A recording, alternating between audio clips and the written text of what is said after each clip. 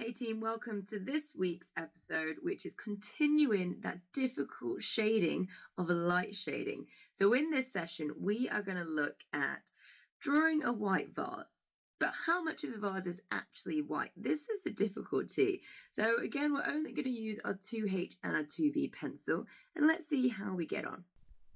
So as usual, let's start with the outline. It's going to be your 2B pencil.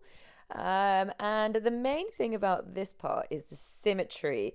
So symmetry is I find it quite difficult actually. Some people might find it easy, but trying to get the left side look like the right is not a simple task. So you can either do what I did, where I drew a cylinder first and then a circle underneath, or you can draw the left side followed by the right side. So completely up to you how you approach this. Try both, see if one works, see if one doesn't, but see if you can definitely get that symmetrical image, because that's really going to help with this drawing. So once you're happy with that, we're going to start with the shading. Now stick to your 2B, and all you're going to do are these gradual little gradients that go from the right hand side to the left hand side. So I'm keeping it very, very light, very soft, and seeing if I can just soften the edge when I get to the left. And you can use a couple of different directions here, but the trouble is, if you do go left and right, like this stroke, you might end up having some harsh edges. So just be very light on pressure if you end up doing two different directions as well. But it's good practice, and it's actually good practice to do this underneath the cylinder. So in the circle, because the cylinder has more light in it and the circle doesn't have any white bits at all. So when you're ready, you're just going to fill this in a very light layer of pencil. Just get a little bit darker on the right hand side. Just start to show that you're seeing shadows. What we're essentially doing at this stage is a bit of a rehearsal. So we are just telling ourselves, all right, I can see a shadow here. Just going to go a little bit darker. And that's what I think we naturally do this when we're drawing, because we're quite scared of dark. So we show a little bit of the shadow and then we start to put it in. So yeah, this is what I want you to kind of go with, your instinct, I guess, which most of you probably will have a lighter instinct, but some of you will have a darker instinct. So it's finding that balance between the two. Once you're a little bit more comfortable and confident with where your shadows are, you want to start to push things a little bit darker. So we're just edging there. We're not going to go wild, and we're trying to keep our pencil very sharp. So you'll notice my hand keeps moving away from the artwork. It is because I'm sharpening my pencil all the time. It just means for a finer point, and it means you can get in all the nitty-gritty bits. Oh, I sounded real common then, nitty-gritty. So that's one thing I would say with any light drawing, is make sure your pencil is incredibly sharp.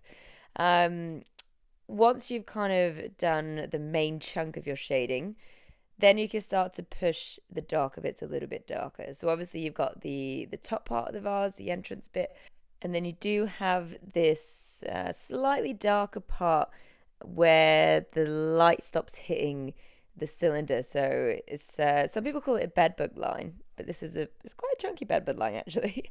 And it just shows that there's a glow next to the handle on the right, and there's I'll show you in the arrows. So you've got a darker bit for the handle, a little bit of a glow next to that, and then a darker bit, and then you've got the gradient. So it's just recognizing all these little things that that light kind of gives us and shows us on shapes. So yeah, try and get these on, but try not to leave a highlight as white. This is one of the most common mistakes we make, I guess, is leaving highlights white when actually they're still in shadow. They should still be a little bit darker.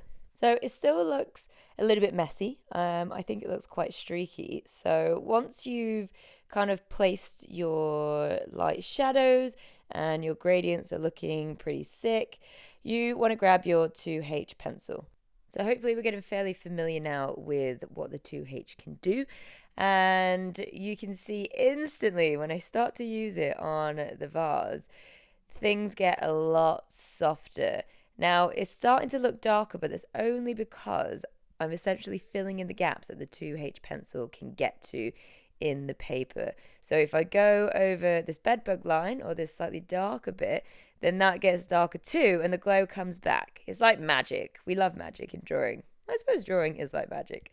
And then what I could do is just soften the edge as well, where I get the gradient, because I want it to look like you can't see where one line stops and one disappears. And the 2H is so light, it can do that. But the trouble is, it is quite hard. So do be careful. Try not to make it too aggressive on the paper. It can really like cut it up. Ugh, so sad. Anyway, you want to go around your whole drawing now with your 2H pencil, and don't just rush it. I would say look for the discrepancies and wiggle your pencil in there. So really look for the gaps. Don't just throw pencil in there for the sake of it. Wiggle your pencil around, and then it's just gonna fill those gaps in much more nicely. That doesn't feel right. Much more nicely? Nicely. Much more. Oh, God. Anyway, you might just want to watch this for a second, and watching it disappear is actually quite satisfying. Not disappear, it doesn't go anywhere. Sorry.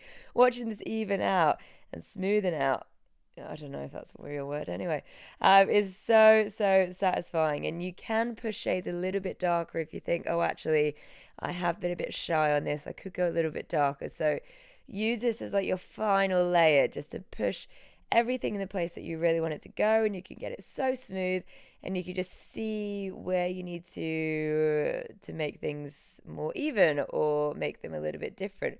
Because as I'm pushing the cylinder on the top and the cylinder on the bottom, I can see that my ball isn't looking very fruity. It actually has become quite flat. So I just need to push that pencil in a little bit harder and build back that shade. So I'm not going for that dark shade that often I do ask people to do. I'm building it up, I'm edging my way forward, and I'm just slowly seeing the curvature come together. And I think you do kind of need that in this approach, especially with drawing white things and trying to draw really, really light. And finally, if you like this sort of lesson and you want to keep supporting ArtistAnd, please sign up to Patreon for just £3 a month to keep getting cool content and more. Otherwise, I hope you enjoyed the lesson, and I'll see you next week for another sesh. All right, folks, have a good week.